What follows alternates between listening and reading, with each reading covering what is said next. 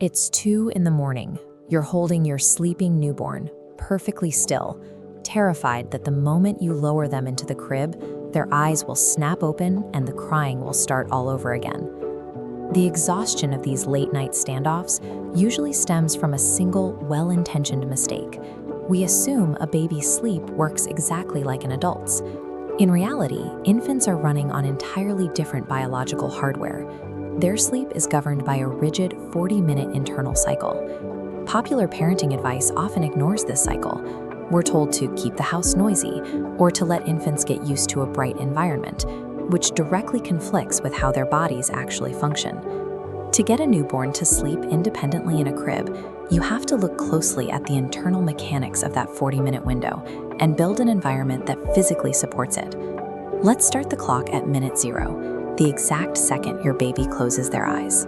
Unlike adults who ease into sleep gradually, newborns drop immediately into a phase called light sleep, and they spend the vast majority of their 40-minute cycle right here. During light sleep, a baby's body is highly active. They might fuss, twitch their limbs, make noises, and if you look closely, you'll see their eyeballs moving rapidly beneath their eyelids.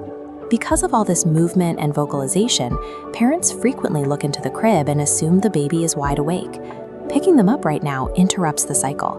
The baby is actually trying to descend into genuine rest, and lifting them out of the crib forces their system to start the entire process over again. Now, imagine we are 20 minutes into that light sleep phase, and someone accidentally drops a book or closes a door a little too hard down the hall. That sudden noise triggers the startle reflex. This is an involuntary neurological response, where an infant's arms suddenly jerk outward, waking them up from their fragile sleep state. This is why the common advice to make a baby learn to sleep in a noisy house fails. You cannot train away a biological reflex. This diagram shows a stylized cross-section of an infant's brain as it attempts to sleep in a loud room. The neural pathways are actively lighting up to block out the incoming audio waves. This biological process is called habituation, where the brain works in overdrive to filter out surrounding sensory input.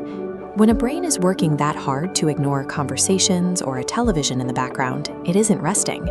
The baby wakes up fussy and overtired. You can physically bypass these issues. Running continuous white noise, like static rainfall, masks erratic spikes in household noise. And placing the baby in an arms-down sleeping bag gently binds their limbs, physically preventing that startle reflex from waking them up. Since their nervous system will react to triggers automatically, creating physical barriers against those triggers is the only reliable way to keep the baby asleep. Eventually, the baby progresses past light sleep and enters deep sleep. Their body becomes completely still, and their breathing turns deep and rhythmic. But this phase is short. Right around the 40-minute mark, the sleep cycle ends. The baby naturally surfaces from deep sleep into a brief period of wakefulness before the next cycle begins. This chart compares an adult's 24-hour melatonin production curve to a newborn's baseline curve.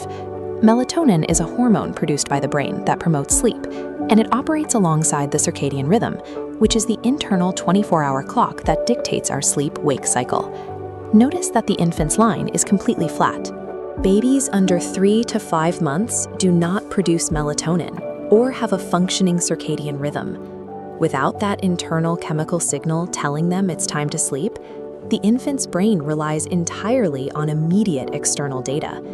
If they wake up between cycles and see a stimulating room, they stay awake. If they wake up in a pitch-black room cooled to around 19 to 22 degrees Celsius, their brain registers those environmental cues as a signal to keep resting. Maintaining a dark, cool nursery provides the specific biological command to sleep that the baby's brain is currently unable to produce for itself.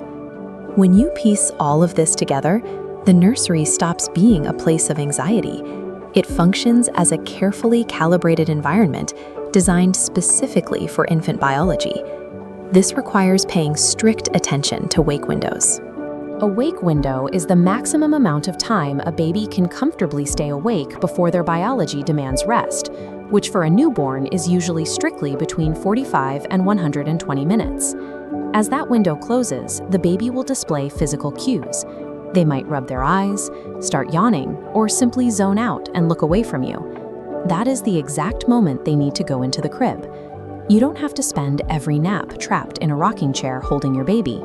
By anticipating their reflexes, managing the room's temperature and light, and watching the clock, you give their body exactly what it needs to rest on its own. Aligning your approach with the rigid mechanics of newborn biology removes the friction from bedtime, allowing the baby to sleep independently and giving you a chance to reclaim your sanity.